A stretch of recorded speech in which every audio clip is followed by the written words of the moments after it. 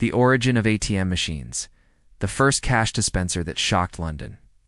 Imagine living in a time when banks closed at 3 p.m., and if you needed cash after that, you were out of luck.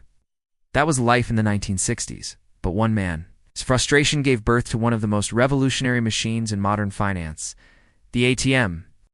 The story begins in London, with a Scottish inventor named John Shepherd-Barron.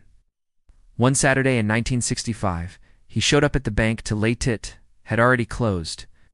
Annoyed, he thought, why can't cash be as available as chocolate from a vending machine? That idea sparked the birth of the world's first automated teller machine. On June 27, 1967, the world's first ATM was installed outside a Barclays bank branch in Enfield, North London. The machine didn't use plastic debit cards like today. Instead, customers received special paper vouchers, kind of like checks impregnated with a radioactive isotope, carbon-214, to prevent forgery. It would insert this voucher and type in a PIN to withdraw a fixed amount of cash. The very first person to use it was British actor Reg Varney, star of a popular sitcom.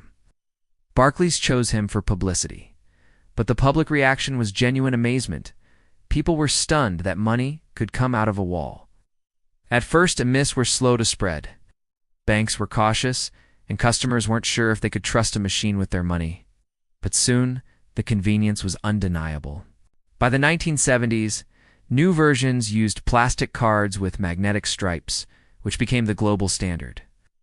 By the 1980s and 90s, ATMs were everywhere from city centers to tiny villages, offering 24/7 banking. They changed how people thought about money. No longer limited to bank hours, customers could access cash anytime, anywhere. And yet, the ATM's influence didn't stop there. It introduced the idea of self-service banking, paving the way for debit cards, online banking, and mobile payments.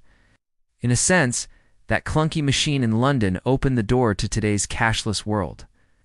Today, over 3 million ATMs exist worldwide, though their role is evolving in an increasingly digital age. But the next time you tap for instant cash, remember, it all started with a frustrated Scotsman, a bank that closed too early, and a wild idea that shocked London.